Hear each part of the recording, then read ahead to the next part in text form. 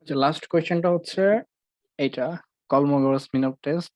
কলমোগস মিনপ test মানে কি আমরা অলরেডি জানি, বাট তাও একটু দেখাই দিই।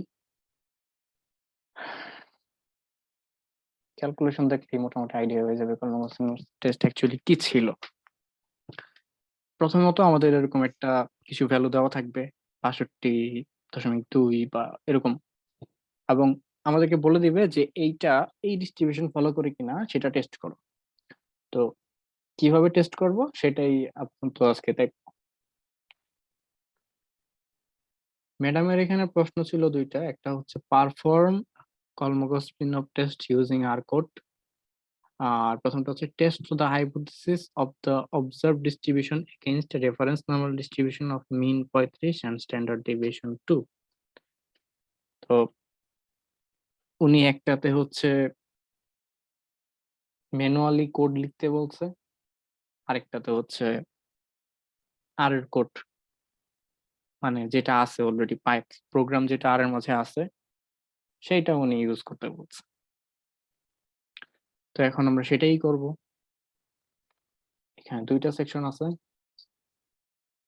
Testing hypothesis that a variable. আচ্ছা, তো এইটা হচ্ছে আমাদের ডাটাটা কি, এটাই তো মনে হয় না, 62.2। হ্যাঁ, তো প্রথমে আমাদেরকে ডাটাটাকে আমাদের এনভায়রনমেন্টে বা আর এ ইনপুট দিয়ে নিতে হবে।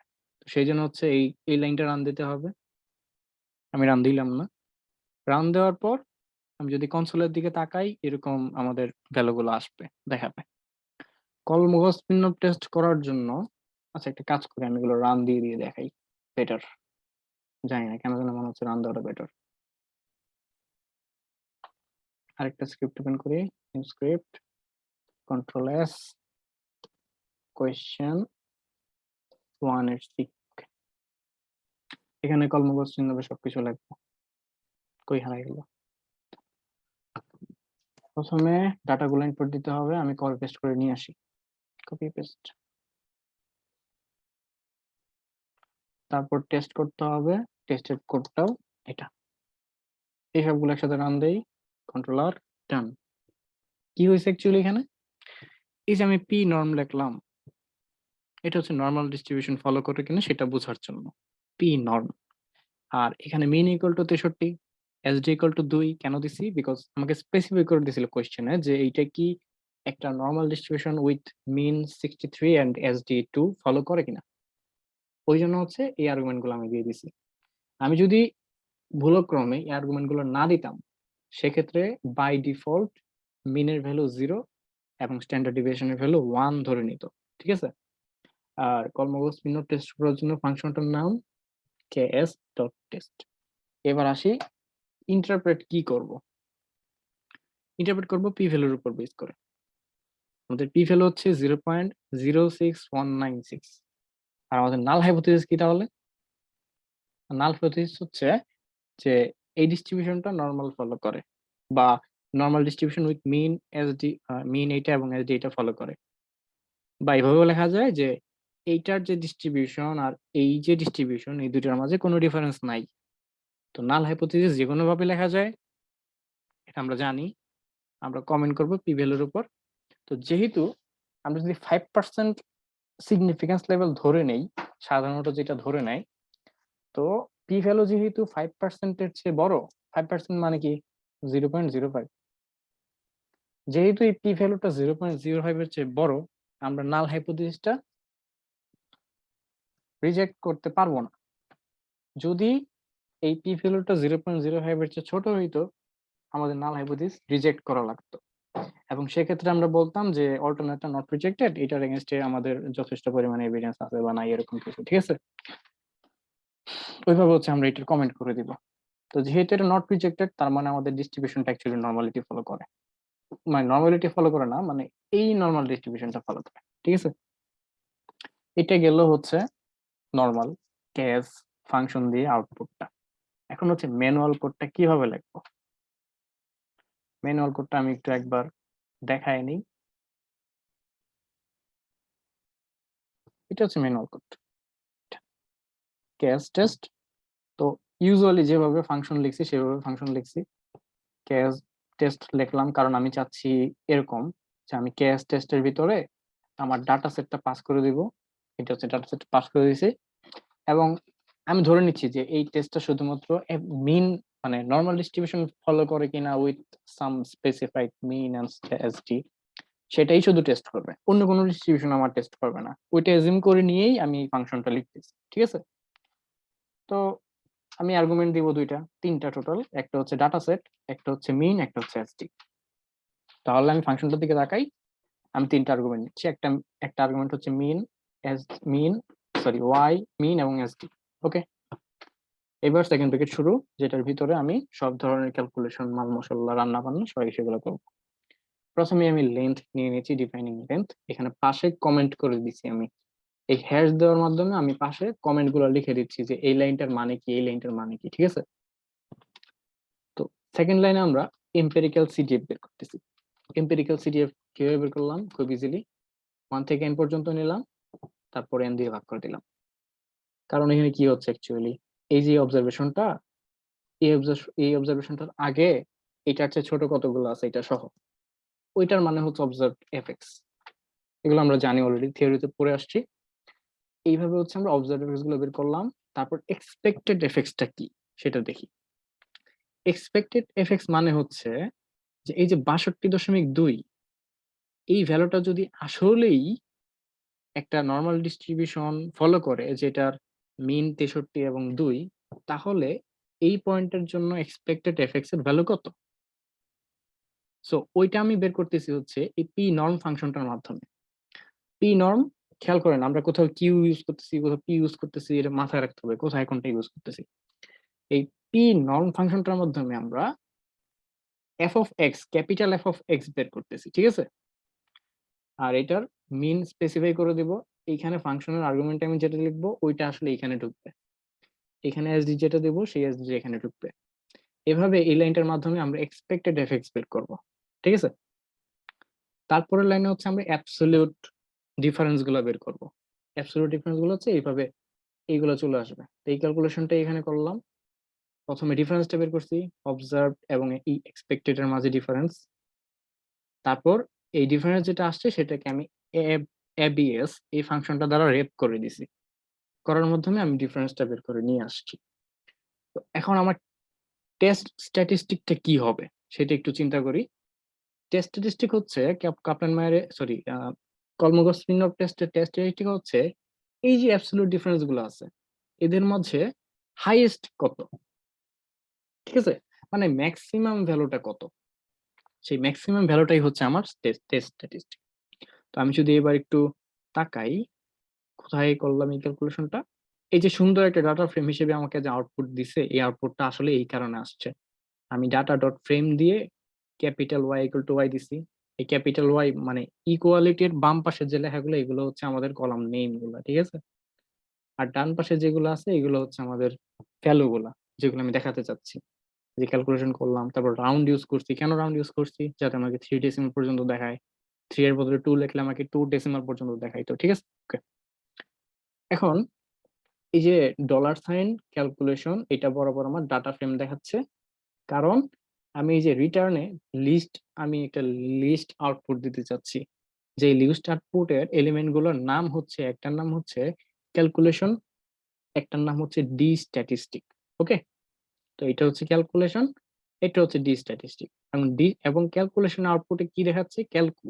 তো ক্যালকুটা কোত্থেকে আসছে? ক্যালকুটা হচ্ছে আমার এই ডাটা ফ্রেমটা, ঠিক আছে? আর ডি স্ট্যাটিস্টিক আউটপুটে দেখাচ্ছে ম্যাক্সিমাম অফ ডিফারেন্স। তো ডিআইএ ডাবল এফ এটা কোত্থেকে আসছে? এই যে এটা হচ্ছে এই ডিআই ডাবল এফ, তার মানে অ্যাবসলিউট ডিফারেন্সের ম্যাক্সিমাম ভ্যালুটা আমাকে ডি স্ট্যাটিস্টিকে দেখাচ্ছে। এটা হচ্ছে আমার 0.82810006। এখন আমাদের কাজ একটাই বাকি আছে, আমরা টেবিল নিয়ে যাবো হাতে কইরা, টেবিল নিয়ে যাবো হাতে কইরা। যাই হোক, সেই টেবুলেটেড ভ্যালুর সাথে এই ডি স্ট্যাটিস্টিকের ভ্যালু আমরা কম্পেয়ার করব, করে আমাদের কনক্লুশনটা ড্র করে দেব। ডান, অঙ্ক শেষ, পরীক্ষা শেষ, না শেষ না, তারপর হচ্ছে এসপিএসএস বাকি আছে। তো এই জিনিসগুলো লিখতে খুব একটা সময় লাগবে না, এভাবে করতে পারবা। তবে একটা বিষয় বলে রাখি, এই পিডিএফ এ নিচের দিকে গেলে একটা জিনিস খেয়াল করবো সবাই, এখানে the critical value can be found for one sample case test using the following code, এরকম একটা জিনিস আছে। এটা দেখা দরকার নাই, এটা হচ্ছে আমি আমার নিজের জন্য, মানে নিজে পাকনামি করে একটু দেখছিলাম তো, গোতাগুতি করছিলাম, তখন জাস্ট লিখে রাখছি। নেটেড ঘেটে পাইছিলাম তো, হারাইতে ইচ্ছে করতেছিল না। ওই জন্য হচ্ছে এই পিডিএফটার সাথে দিয়ে দিয়েছে। তো ওইটা না লিখলেও হবে। এই তো শেষ। সুমন ম্যামের 1 2 তো 3 বন্ধু হিমেল ডান। হ্যাঁ প্লিজ। শেষ তাই তো? হ্যাঁ শেষ। ইমেল শেষ কেমনে? আরো 2 আর 3 নাম্বার আছে না? না 2 আর 3 তো ডাটা মাইনিং। ওরে করাই দে ভাই, ওরে করাই দে, ওর লাগবে। না না না, আমি এগুলো করবো না, ডাটা মাইনিং করবো না। ডাটা মাইনিং, আচ্ছা। ও হ্যাঁ, ও এক্সট্রা ম্যাডাম যদি আমাদের লগ র্যাঙ্ক টেস্ট করতে বলে, আমরা এই যে এটা ইউজ করব, সার্ভ ডিপ ফাংশনটা ইউজ করব। আর এই যে capital S U R V, এইটুক পার্ট হচ্ছে আমাদের ওয়াই, স্মল ওয়াই, ঠিক আছে। আচ্ছা আমি একটা কাজ করি, আমি এটা কপি করে নিয়ে দেখাই দিই। নিউ স্ক্রিপ্ট, এগুলো ক্লোজ করে দেই, সেভ সেভ সেভ, এটা সেভ করে লগ র্যাঙ্ক, লগ র্যাঙ্কের কোডটা দিয়ে দেই। Controller, wait sorry, controller controller কি ব্যাপার, কন্ট্রোলার, ওকে। আচ্ছা এগুলো আমি আরেকবার রান দিই সুন্দর করে। এই যে এখানে কি হয়েছে আমি বলি, ওয়াইটা এখানে দেখাচ্ছে না, তো আমি ওয়াইটা দেখাই দিই। ওয়াই হচ্ছে এই পার্টটা, ডাটা প্রসেসিং, ঠিক আছে। এইটুকু হচ্ছে ওয়াই এর পার্ট, এটা হচ্ছে সেই ওয়াই, এটা হচ্ছে আমাদের ডাটা, এটা হচ্ছে আমাদের লগ র্যাঙ্কের আউটপুট। ওকে, প্রথমে আমি ডাটা প্রসেসিং করতেছি এই লাইনটা দিয়ে কন্ট্রোলার, এটা দিয়ে আমরা লগ র্যাঙ্ক টেস্ট করতেছি কন্ট্রোলার, এটা দিয়ে আমরা কন্ট্রোলার দিয়ে আউটপুটটা দেখতেছি। ডান। আমাদের কাই স্কোয়ারের ভ্যালু হচ্ছে 1.1 on 1 degrees of freedom, P value হচ্ছে 0.3। লগ র্যাঙ্ক টেস্ট দিয়ে আমরা কি করি, আরএক্স এর কোনো মানে আরএক্স এর সাথে আমাদের সার্ভাইভাল টাইমের কোনো সম্পর্ক আছে কিনা। এখানে যেহেতু 0.3 আসছে পি ভ্যালু, তার মানে আসলে কোনো রিলেশন নাই। আরএক্স মানে কি, এটাই তো ভুলে গেছি। আরএক্স মানে একবার দেখে আসি, ওভারিয়ান কন্ট্রোলার আমাদের ডাটা সেটের মাঝে আরএক্স মানে ছিল ট্রিটমেন্ট গ্রুপ।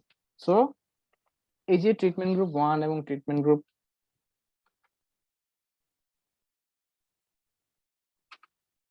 আমি বলি এই জি গ্যালি হাবি জাবি অনেক কিছু ইউজ করা হয়েছে, ঠিক আছে, কিন্তু এই জি গ্যালি বা জিজি প্লট টু এইগুলা কিন্তু ল্যাবের কম্পিউটারে কোনোটাতে ইনস্টল করা থাকবে না, এবং মানে এই প্যাকেজ গুলো বিল্ট ইন ভাবে আসে না। এই প্যাকেজ গুলো যদি ইউজ করা দরকার হয়, ইন্টারনেট কানেকশন লাগবে। এখন ল্যাবে পরীক্ষার টাইমে জীবনে ইন্টারনেট কানেকশন দেওয়া থাকে না।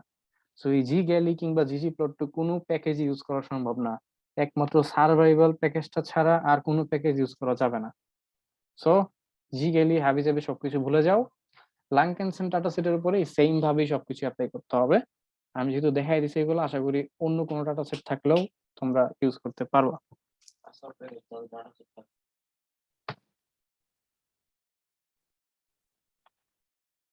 তারপর আচ্ছা এই লিঙ্কটা আমি কপি করে এখানে রেখেছি, লিঙ্কটা কাজের মনে হচ্ছে, কপি করে এখানে রাখলাম,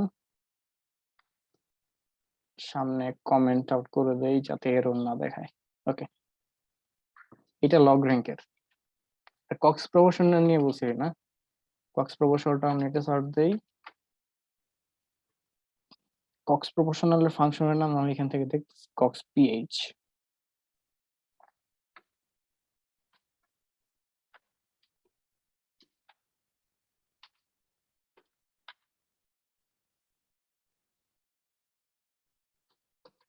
আচ্ছা এটার জন্য সার্ভাইভাল প্যাকেজটা লাগবে, আমাদের যেহেতু আছে সমস্যা নাই।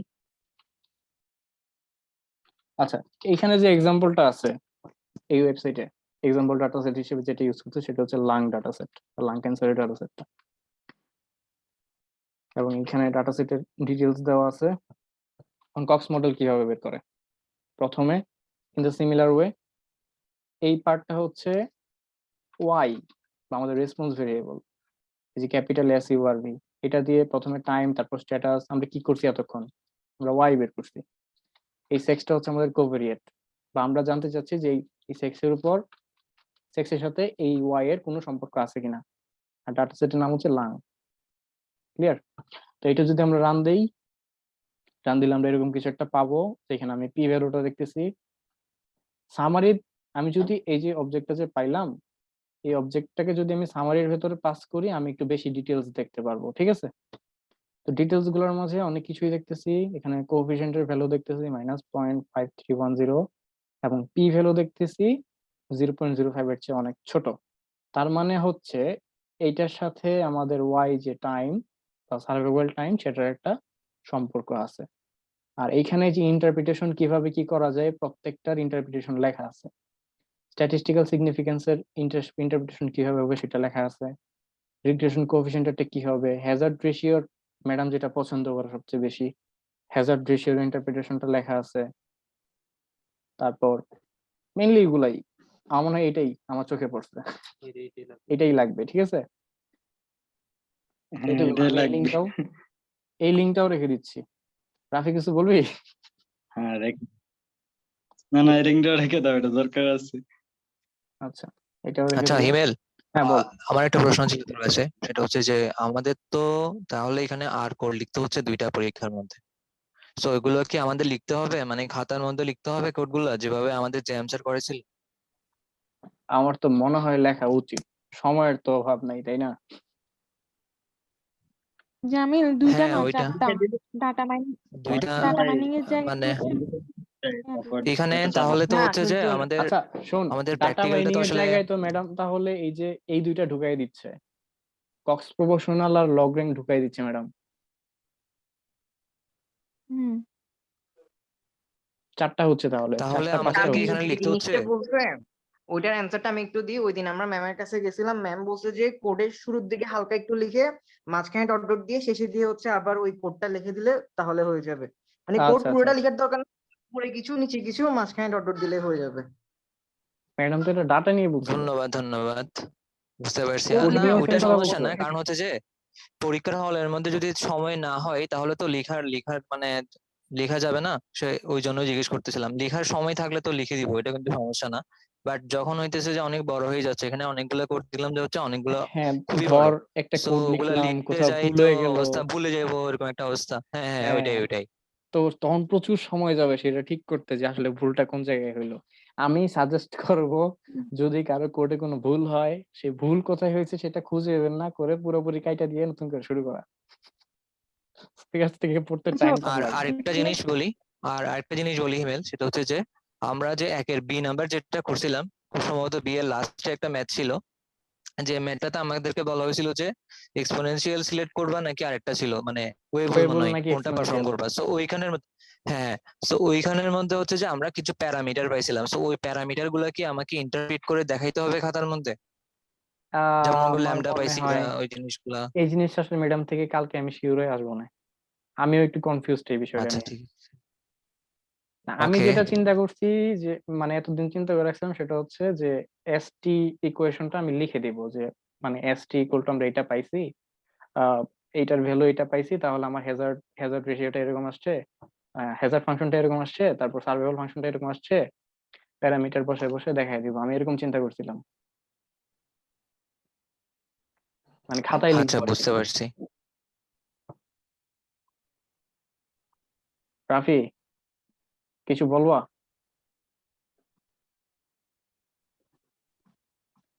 পাঁচই আছি, এটাই অনেক ভাই আমার লাই এখনো। আচ্ছা টাইম আছে? টাইম আছে। টাইম। হ্যাঁ হ্যাঁ বলো। আচ্ছা ওই দিন ম্যাম কি কি বলছিল, আমি গ্রুপে লিখছিলাম, পরপর ভুলে গেছি।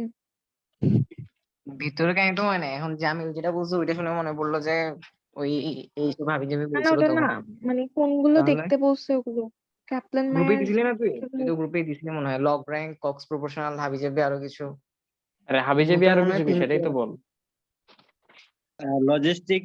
লজিস্টিক বলছিল মনে হয়। আরে লজিস্টিক তো ম্যাডাম ম্যাম একটু এসপিএসএস এর জন্য বলছে। মহিবা, তোর এর লাগি মেসেজটা আমি বলছে লিখে দেখার জন্য, রাখছি। এক লাইন তুই শিখে আসো। লিখছিস? মহিমা, তোর বল। মেসেজ পিন করা আছে গ্রুপে, ওখানে তুই বলছিলি রিগ্রেশন, ক্যাপলার মায়ার Cox proportional, Kolmogorov, Smirnov আর Lagrange। আচ্ছা ওকে। লজিস্টিক ম্যাম একটু জোর দিয়ে বলছিল এটা নিউজে বলছিল না নিউজে লজিস্টিকটা তো মনে না হয় আর আমি এর জন্য বলছিলাম না। কেএস। এসপিএসএস যেটা জন্য না? বলছি ম্যামে এক লাইন কোড লিখে যাওয়ার জন্য আর কি এটা বলছি। আচ্ছা এক লাইন কোড আছে কি? হিমেল আমি দেখাই। এক লাইন কোডটা আমি দেখে নেই, হ্যাঁ দেখাই দিই সবাইরে। জিএলএম লজিস্টিক এন আর, ঠিক আছে? এক লাইনের কোডটাই যেহেতু এত গাপঝাপ না করে দেখে যাই। এই যে লিঙ্ক ফাংশন হ্যাঁ ইউজ এটা করতে দেখি। হবে। লিঙ্ক ফাংশন ইকুয়াল টু হচ্ছে লজিক ইউজ করব, যেটা বাইনামালের ভিতর থাকবে এইটাই। আর এখানে ইন্টারপ্রিটেশনটা হিমেল দেখাই তাহলে দিচ্ছে। এটা একটু কষ্ট করে দেখাই দে, তাহলে বেটার হয়। একটু কষ্ট করে দেখাই দে, যেহেতু লাস্টে এটা কথা উঠছে, শেষ করে দে এটা দিয়ে। দাঁড়া ঢুকতেছে।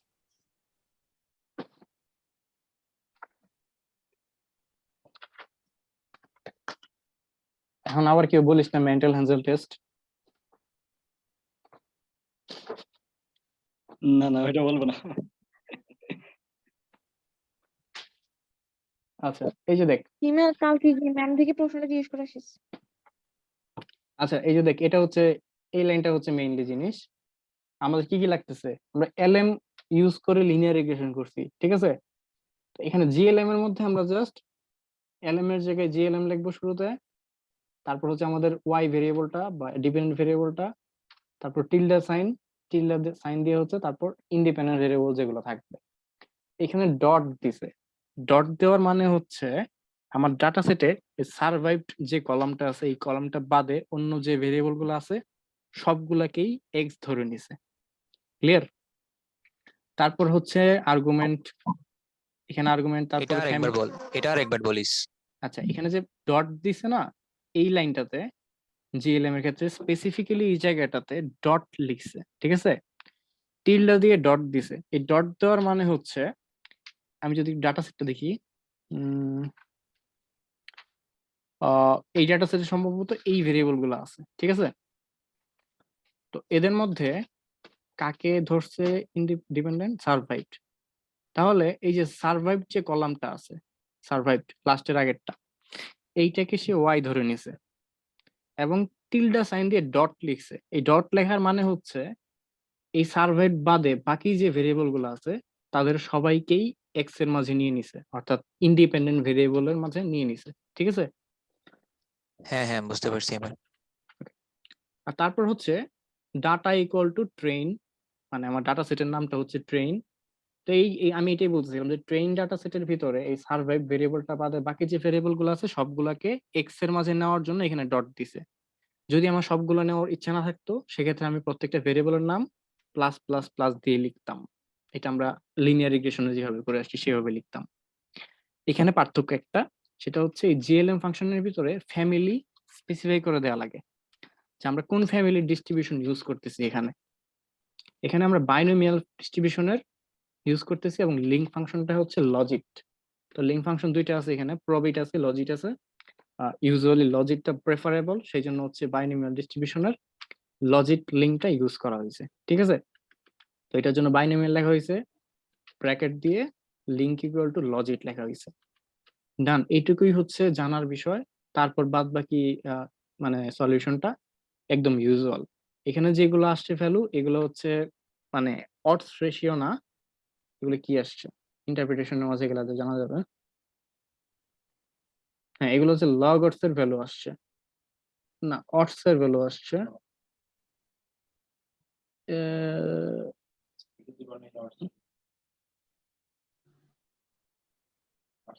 কিরে এইখানে ডিটেলসটা দিল না কেন? হ্যাঁ পার্সেন্টেজ দিয়ে এটা এক্সপ্লেন করতে হবে। আচ্ছা এটার ইন্টারপ্রিটেশনটা হুবহু আমরা যে এসপিএসএস এ করছি সেইটার ইন্টারপ্রিটেশনের মতোই। এখানে এস্টিমেটেড ভ্যালু এসপিএসএস টাই আসছে, সেম জিনিস। এইটার ইন্টারপ্রিটেশনে এসপিএসএস এর মতো ই টু দি পাওয়ার কইরা তারপর হচ্ছে অডস রেশিও বা যেভাবেই হোক এত টাইমস বাড়বে, এত পার্সেন্ট বাড়বে বা এত পার্সেন্ট কমবে, এইভাবে এগুলোর ইন্টারপ্রিটেশন করতে হবে। আমি এত ডিটেলস এখানে যাচ্ছি না, যেহেতু জিনিসগুলো আগে অলরেডি জানা আছে। আর হালকা একটা গুগল সার্চ দিলে এগুলো পাওয়া যাবে। আশা করি এগুলো নিয়ে সমস্যা হবে না।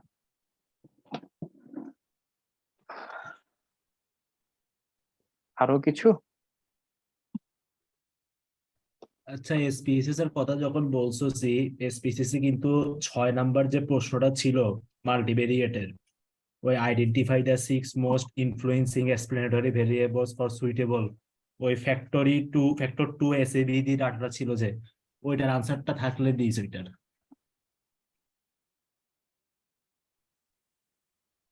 ম্যাডাম তো এটা পড়তে মানা করছে মনে হয়, মানে ম্যাডাম এই জিনিসগুলো দেখাই নাই, ঠিক আছে? তো না, হিমেল ওটা করতে নিষেধ তো করে নাই, বরং বলছিল লাস্ট ক্লাসে এখানে আমাদেরকে ডাটাটা 2টা ডাটা দিয়ে দেওয়া ছিল। ম্যাম বলছে যে এবার তোমাদের তো 6 ঘন্টা, কেন কি করবা, আমি ডাটা একটা দিব একটা দিব না। মানে কি একটা দিবে একটা দিব না মানে? মানে একটা ডাটা মানে হচ্ছে 2টাই তোর মানে কম্পিউটারে দেওয়া ছিল আগে, বুঝছো, 2টা ডাটা সেট। হুম। ম্যাম বলতেছিল একটা দিবে ডাটা সেট আর একটা হচ্ছে টাইপ করতে হবে আমাদের, ওরকম টাইপের করবে বলছে, এখন কি করে তো জানি না। এটা কি ধরনের কথাবার্তা? বসে বসে টাইপ করবো? টাইপ করতে হবে বল